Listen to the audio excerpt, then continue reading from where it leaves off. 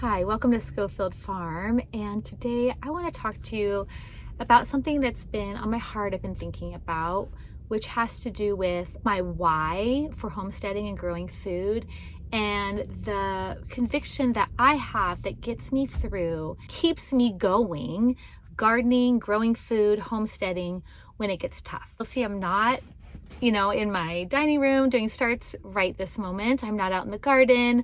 I'm not working with the bees right now. I'm in my car because I am taking my kids to and fro. It's mom life of 7 kids. I'm going to just explain to you my heart, because a big reason, which I will get into as we go in this video, of why is I feel a conviction that it is important to grow food. It is important to contribute to making the food chain shorter, the supply chain shorter, for the food to get into our families' bellies to nourish us, and not to rely on a system that actually is very broken. Earlier today, I was working on moving some of my fall starts, my fall plants, up into cups, and I really did not feel motivated to do it. And really, it's been that kind of year where it's been very hard to garden. It's been very hard for me to work with my bees as I usually do. I haven't got to do hardly anything with my chickens. Luckily, I have some of my kids that do a lot of the chicken chores, but I enjoy chickens. I feel like I have not been able to be as involved physically as I want to on our little Scofield farm, family farm, really homestead in Northern California. And yet, as exhausted I've been, and trying to take my little tiny fall starts, put them in a cup, I'm running late, I'm behind on fall. Really, the weather is also behind. It's like 103 today. It's going to be that for a couple days. It's not the right timing to put fall starts out in the garden, but still, I'm looking at my past years and comparing to myself, and it gets discouraging. And sometimes, just to be honest with you, I think everybody in the homesteading world and community, everybody who grows their own food in their gardens or raises food, raises animals, keeps bees, gets to this place where they are discouraged and sometimes feel, honestly, burnt out. For me, I have a big conviction that it is important to grow our own food.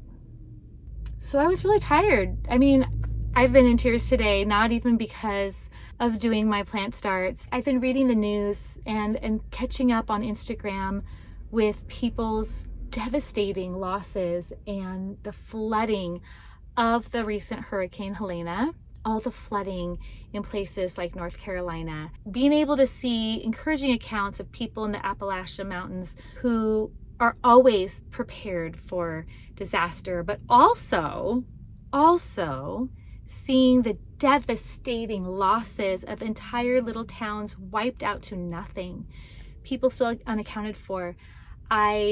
It hits hard, I shed tears and I didn't even know the people, but it hits hard when you know that a portion of our country is going through major calamity, lacking water, resources. So as I see these reports of the hurricane and the devastation, and I'm way over here in California, it honestly makes me feel like I need to plant these fall starts. I know it doesn't seem related at all, but hear me out on this. My exhaustion makes me want to just say, it's fine. There's the grocery store. It costs more money.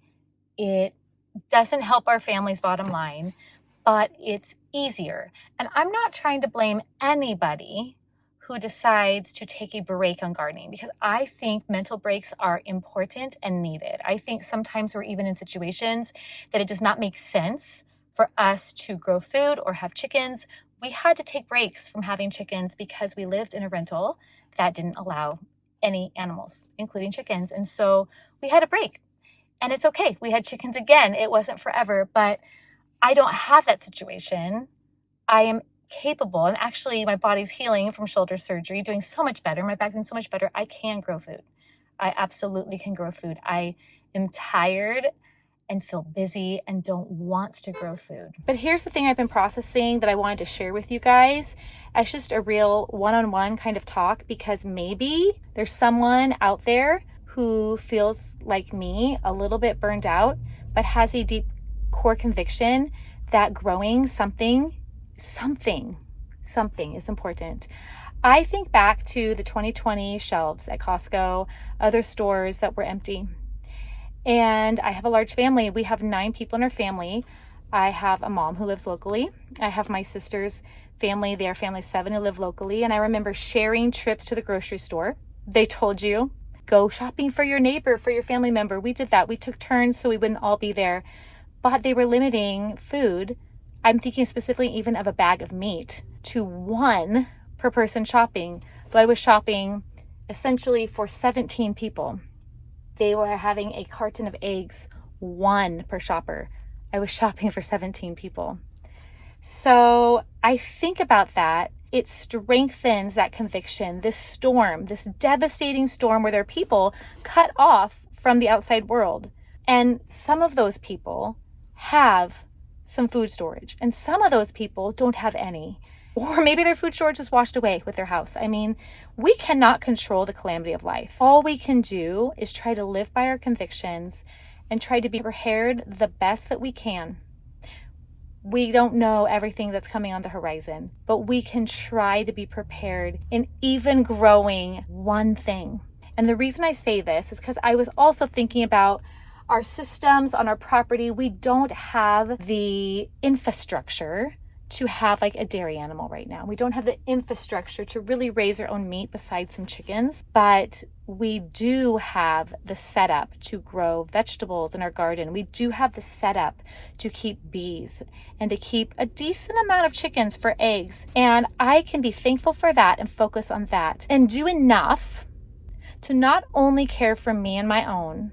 See, I have this big conviction that there are times that are hard that are coming, but my focus is not supposed to just be the modern day prepper that's taking care of me and my own and have relationships based on how advantageous they are to me. I know it's a joke, but I see those memes like I'm picking my tribe to last through the hard times, and that person has that skill and that person has that skill. That's not how I want to live my life. I want to take care of my family. Of course I do. I have children, but I want to have enough growing, enough that we're producing that I can give to my neighbor, to my family member, to the person from my church or my community that suffers deep loss in our area. And as I watch the things that are unfolding with the hurricane, and I watch the devastation, and I see those people, it's like Mr. Rogers said, when these things happen, look for the helpers. Look for the ones who are rising up to help their community. And I'm watching, and there are people who are rising up and they're doing something for their community at great sacrifice to themselves, at great cost to themselves. And I desire for my family and for myself and for my children to be like that, to be the helpers. And so with that thought in mind, and I'm processing with you as I'm thinking right now, I am diligent in the middle of my crazy days, before driving kids to and fro, while teaching them homeschool, when I get home at night and I'm tired, I am cupping up little fall seedlings into the next size cup, because I will do what is in my power and my control to take care of those I love and to take care of those in my sphere of influence that could have their own calamity around the corner that I don't know about, that we don't know about.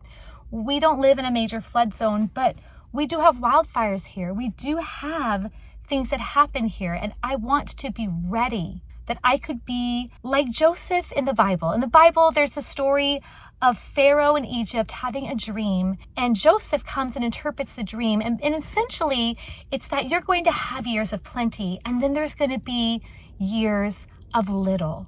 And store up the years of plenty to take care of your people in years of little. But the beauty of that story, and I've been thinking about this, and this drives my life, you guys. The beauty of that story is that the stored up goods were not just used to take care of the people of Egypt. Joseph's family, his brothers who had wronged him and sold him off as a slave and told his father that he was dead, they were preserved and taken care of in the years of struggle because Joseph was faithful to help Pharaoh make a system to grow what they could in the years of plenty and to provide for the years of little. And even those that had been his enemy, even those that had done him wrong, Joseph was able to give so that they would not starve, so that they would not lack, so that they would be preserved. And that is my why. When we talk about whys of homesteading, we talk about whys of growing food. My why is that not just my children and my family, not even just my friends, but even those who may have done wrong in the past, that if they come to a point of calamity, that my family would have resources to help how we can. And it doesn't mean we can do everything, but if we have, let's say a really good year of lettuce, I grow a lot of lettuce over the winter, we could bring over a box of lettuce in someone's time of need. Are you following me? This may seem totally out of nowhere. I'm sitting in my car. I'm in the middle of a really busy day and I'm not on my little farm, but this is burning in my heart and I want to share with you. And I feel like it's timely and important that there's someone else out there that feels like I want to be somebody who could be diligent at learning how to grow food, how to raise food, that if and when, and I really feel a conviction that it's when, hard times come, that I could offer hope to someone struggling. And that I could offer even the little that I have, be it a dozen eggs, maybe it's a jar of honey, maybe it's that lettuce that thrives for us in the winter, maybe it's some jam that we made, or some tomatoes, or you have a really fruitful fruit tree that you can share your extras, but it comes as hope to someone whose life is just shattered, who's had calamity and things go terribly wrong. That is my why, and that's what I want to be, and that's the type of preparation that I want my family to value. I want my family to look towards others and not just towards ourselves. And if we work hard to be prepared and grow and raise food, I want it to mean something and be something that matters for someone going through their dark hour. And I just want to leave you guys with that as I am having to wrestle with motivation to get my fall garden ready and planted. You've seen other videos if you've been around here how I almost didn't even start a fall garden, and I had to really wrestle with that and say, yes, I do think that a simpler fall garden is more important than taking a year off and not doing it at all.